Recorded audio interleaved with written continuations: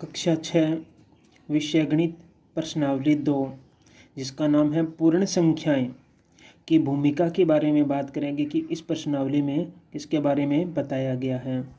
तो सबसे पहले बात करते हैं प्रश्नावली में प्राकृत संख्या। प्राकृत संख्या किसे कहते हैं? तो एक से शुरू होकर अनंत तक चलने वाली संख्या को प्राकृत संख्या कहते हैं। वे संख्याएं जो एक से शुरू होती है और अनंत तक चलती हैं उन्हें प्राकृत संख्या कहते हैं। जैसे गिनती वाली, जैसे लिख सकते हैं हम जैसे 1 2 3 4 इस प्रकार अनंत तक चले, इन्हें कौन सी संख्या बोलते हैं? प्राकृत संख्या बोलते हैं। उसके बाद में सबसे छोटी प्राकृत संख्या, अगर आपसे पूछे सबसे छोटी प्राकृतिक संख्या क्या होती है तो सबसे छोटी प्राकृत संख्या 1 होती है। तो सबसे छोटी प्राकृत संख्या 1। अगर पूछे सबसे बड़ी प्राकृत संख्या तो सबसे बड़ी प्राकृत संख्या अनंत होती है। सबसे बड़ी प्राकृत संख्या अनंत होती है, ये अनंत का चिन्ह है। उसके बाद में नंबर 2 आती है पूर्ण संख्या। पूर्ण संख्या किसे कहते हैं? शून्य से शुरू होकर अनंत तक चलने वाली संख्याओं को पूर्ण संख्या कहते हैं। शून्य से शुरू होकर अनंत तक जो चलती हैं उन्हें क्या बोलते हैं? पूर्ण संख्या बोलते हैं। या प्राकृत संख्याओं में शून्य शामिल कर दें तो वो पूर्ण संख्या बन जाती है। तो इनको बोलते हैं, शून्य से शुरू होती है जैसे 0 1 2 3 4 5 6 7 8 इस प्रकार अनंत तक चलती हैं। इन्हें हम कौन सी संख्या बोलेंगे? इन्हें हम पूर्ण संख्या बोलेंगे। उसके बाद में बात करते हैं सबसे छोटी पूर्ण संख्या। अगर आपसे पूछे सबसे छोटी पूर्ण संख्या क्या होगी तो 0 होगी। 0 सबसे छोटी पूर्ण संख्या है। और सबसे बड़ी पूर्ण संख्या, तो सबसे बड़ी पूर्ण संख्या क्या होगी? अनंत होगी। तो अनंत सबसे बड़ी। इसके बाद में जो इस प्रश्नावली में बताया गया उनके बारे में बात करेंगे। संख्याओं के बारे में तो 2 के बारे में। आगे हमारे इस प्रश्नावली में पूर्ववर्ती संख्या के बारे में बताया कि पूर्ववर्ती संख्या क्या होती है। तो किसी संख्या की पूर्ववर्ती संख्या वह होती है जिसमें से एक घटाने पर प्राप्त होती है।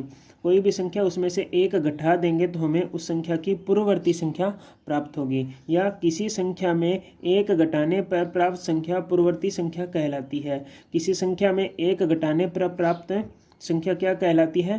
पूर्ववर्ती संख्या कहलाती है। जैसे कि बात करूं 400 की पूर्ववर्ती संख्या क्या होगी? 399। कैसे प्राप्त हुई? 400 में से हमने क्या किया? 1 को घटा दिया। तो किसी भी संख्या में से 1 घटाएंगे तो हमारे पास में कौन सी संख्या प्राप्त होगी? पूर्ववर्ती संख्या प्राप्त होगी 1 घटाने पर। उसके बाद में बात आती है नंबर 4 परवर्ती या उत्तरवर्ती या अग्रवर्ती। इसके 3 नाम है। इसे परवर्ती बोलते हैं, उत्तरवर्ती बोलते हैं या अग्रवर्ती बोलते हैं। तो क्या होती है ये? किसी संख्या में 1 जोड़ने पर प्राप्त संख्या परवर्ती संख्या कहलाती है। तो कोई भी संख्या उसमें 1 जोड़ेंगे तो वो क्या कहलाएगी? परवर्ती या उत्तरवर्ती या अग्रवर्ती कहलाएगी। अगर 1 घटाएंगे तो क्या कहलाएगी? पूर्ववर्ती कहलाएंगी। जैसे 400 की पूर्ववर्ती संख्या, तो 400 इसकी पूर्ववर्ती संख्या क्या होगी? परवर्ती संख्या क्या होगी? इसकी होगी 400 में 1 जोड़ दो। तो 400 में 1 जोड़ेंगे तो क्या आएगा? 401। ये उत्तरवर्ती या अग्रवर्ती संख्या भी बोलते हैं। तो किसी संख्या में घटाएंगे तो पूर्ववर्ती और जोड़ेंगे तो अग्रवर्ती या उत्तरवर्ती संख्या कहलाती है।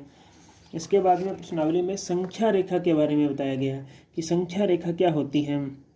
तो देखो, कोई भी लाइन है, शून्य के इधर होते हैं उन्हें धनात्मक पूर्णांक बोलते हैं, इधर होते हैं ये ऋणात्मक पूर्णांक होती हैं, ये अनंत तक चलते हैं, इधर वाले भी अनंत तक चलते हैं। और इधर से चलेंगे तो क्रम क्या होगा? घटेगा। इधर से क्रम घटेगा और इधर से क्रम क्या होगा? बढ़ेगा। -1 2 3 4 5 6 7 8 इस प्रकार अनंत तक ये इधर से क्रम बढ़ेगा और इस साइड से क्रम क्या होगा?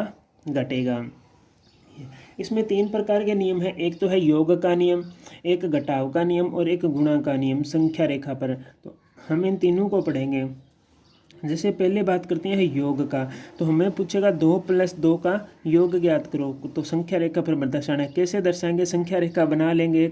10 तक 5 तक जितनी मर्जी पूछा है तो हमने 5 तक संख्या रेखा बना ली। इधर भी और इधर भी मैं 5 तक बना देता हूँ, -4 और -5। अब इसने क्या बोला? 2 + 2। तो हम देखेंगे 2 कहाँ पर है। तो हमारा 2 यहाँ है, तो 2 पर हम तीर का निशान लगा लेंगे। ये रहा 2। अब 2 पर कितने कदम आगे बढ़ने हैं? 2। तो 1 और 2, तो हमारा 4 क्या हो जाएगा? यहाँ ये हमारा उत्तर आ जाएगा। इसी प्रकार घटाओ में बात करते हैं तो -5 में से कितने घटाने हैं, 2 घटाने हैं। 5 में से -2 घटाने हैं, सॉरी 5 में से क्या घटाने हैं, -2 घटाने हैं। तो 5 में से -2 घटाने के लिए संख्या रेखा पर कैसे घटाते हैं, संख्या रेखा पर देखेंगे कि 5 कहाँ है। ये रहा संख्या रेखा पर 5, यहाँ दे रखा है प्लस का, ठीक है। घटाने कितने हैं, 2, तो 2 कदम बैक चलेंगे, 1 और 2, तो ये यहाँ पर इसका उत्तर आ जाएगा। तो 5 में से 2 घटाने हैं, जितनी भी संख्या घटानी होती है वो इधर चलती जाएगी। इसी प्रकार गुणा का नियम देखिए, गुणा का नियम है तो संख्या रेखा पर गुणा कैसे होती है, 2 × 3, 2 × 3 की गुणा कैसे करते हैं। तो गुणा का क्या नियम होता है, हमेशा ही हम कहाँ से स्टार्ट करेंगे, शून्य से स्टार्ट करेंगे। गुणा को शून्य से स्टार्ट करेंगे। जैसे 2 है तो पहली संख्या देखो 2 है, 2 को कितनी बार गुणा करना है, 3 बार। तो 2 को हम 3 बार आगे बढ़ाएंगे, तो शून्य से 2 को 3 बार बढ़ाएंगे। जैसे 2 बार बढ़ाया, 1 और 2, ये 1 बार हो गया। कितनी बार बढ़ाना है, 3 बार बढ़ाना है, 1 बार बढ़ाया है तो 1 और 2, ये 2 बार हो गया, क्योंकि 2 है उसको 3 बार बढ़ाना है। फिर 1 और 2, ये 3 बार हो गया। तो यहाँ से हमने 1 बार बढ़ाया, 2, फिर 2, फिर 2, कितनी बार बढ़ाना था, 3 बार बढ़ाना था। तो ये हमारे पास में ये क्या गया, उत्तर आ गया। ये थी इस प्रश्नावली की भूमिका, जिसमें संख्या रेखा के बारे में बताया गया था।